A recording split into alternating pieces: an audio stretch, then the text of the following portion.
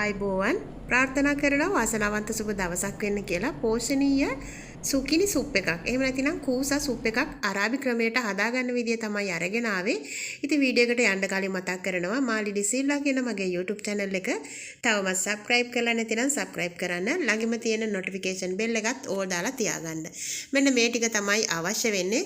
ලුණු සුදු ලුණු ලුණු ගම්මිරි සහ සූදුරු කුඩු ටිකක් සුකිනි සහ whipping cream ටිකක්. මෙන්න මේ cream එක තමයි මම අරගත්තේ cooking cream එකක්. ඒ වගේම olive තෙල් ටිකක් අවශ්‍ය වෙනවා.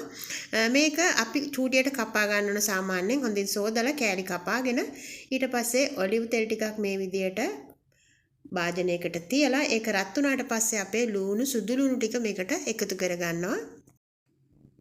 සුකිනි කියන්නේ ඊටම පෝෂණීය එළවලු වර්ගයක්. ඒ වගේම ඒක සුප් එකක්. ඒ වගේම එක එක විවිධ කෑම හදන්න පුළුවන්. මගේ කලින් වීඩියෝ වල ඔයාලට පුළුවන් මස් පුරවපු සුකිනි අරාබි ක්‍රමයට හදපු වීඩියෝ තියෙනවා. ඉතින් ඒව ඔයාලට බලලා සර්ච් කරලා සුකිනි එක එක විදියට හදාගෙන කන්න පුළුවන්. මම දැන් මේ විදියට ඔලිව් තෙල් වල ෆ්‍රයි කරගන්නවා. ලුණු සුදු ලුණු ටික. ඊට පස්සේ මම රවුම් කපාගත්තු සුකිනි ටික මේ විදියට එකතු කරගන්නවා. ඉතින් මේක එකතු කරලා විනාඩි 5ක් විතර කලවම් කරගෙන ඊට පස්සේ මම මේකට වතුර එකතු කරගන්නවා. වතුර සාමාන්‍යයෙන් කෝප්ප එකමාරක් විතර එකතු කරගෙන ලුණු, ගම්මිරිස්, සූදුරු කුඩු ටිකත් එකතු කරගන්නවා. එකතු කරගෙන මේක විනාඩි 6ක් විතර අපි තඹ ගන්න ඕනේ. හොඳින් තැඹුණාට පස්සේ අපි මේක බ්ලෙන්ඩ් කරගන්න ඕන. ඉතින් බ්ලෙන්ඩ් කරගන්න කලින් මේක පොඩ්ඩක් නිවෙන්න තියලා තමයි මම බ්ලෙන්ඩ් කරගන්නේ. මේ විදියට වෙනම භාජනයක තියලා පොඩ්ඩක් කූල් වුණාට පස්සේ මම ඒක බ්ලෙන්ඩ් කරගන්නවා. ඊට පස්සේ අපි බ්ලෙන්ඩර් එකට දාලා මේ විදියට හොඳින් බ්ලෙන්ඩ් කරගන්නවා. මේ රෙසිපි එකේ ඔලිව් තෙල්ම අවශ්‍ය නැහැ. ඔයාලට පුළුවන් කුකින් තෙල් උනත් යූස් කරගන්න. පොල් තෙල් ඕන එකක්. එළවලු තෙල් ඒ හැම එකක්ම ඔයාලට පුළුවන් යූස් කරන්න. ඉතින් ගොඩක් අරාබි රටවල ඔලිව් තෙල් වැඩිපුර තියෙනවා. එච්චර අධික මිලක් නැහැ. අපේ රටේ ඉතින් එහෙම නැහැ. ඉතින් ලංකාවේ කෙනෙක් තෙල් වගේ දෙයක් යූස් කරන්න. දැන් අපි හොඳින් බ්ලෙන්ඩ් කරගෙන ඉවරයි. ඊට පස්සේ අපිට විනාඩි 3ක වගේ පුංචි වැඩක් තමයි තියෙන්නේ. ඉතින් එච්චර වෙලා යන්නේ නැහැ. දැන් අපි මේක එකතු කරගන්නවා නැවත භාජනයකට.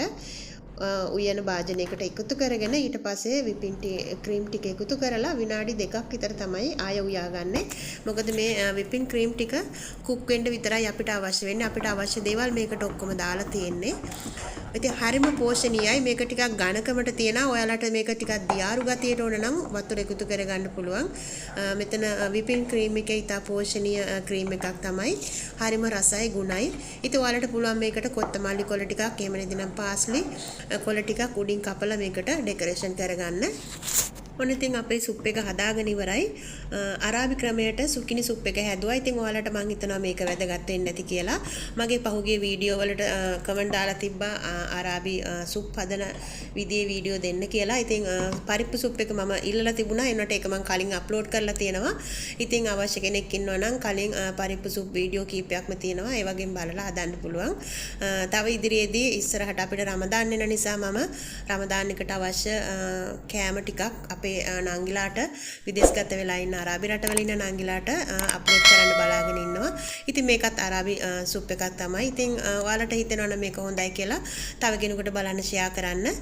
හැමදාමත් මගේ වීඩියෝ වලට ලයික් කරන, කමෙන්ට් කරන, ෂෙයා කරන ආදරණීය ඔයාලට ගොඩක්ම ස්තුතියි. ඔන්න හදාගෙන ඉවරයි. මම නම් ඉතින් මේක බොන්න තමයි යන්නේ. Don't forget subscribe and like, share. Thank you for watching my video. God bless all my friends. See you next video. Bye bye.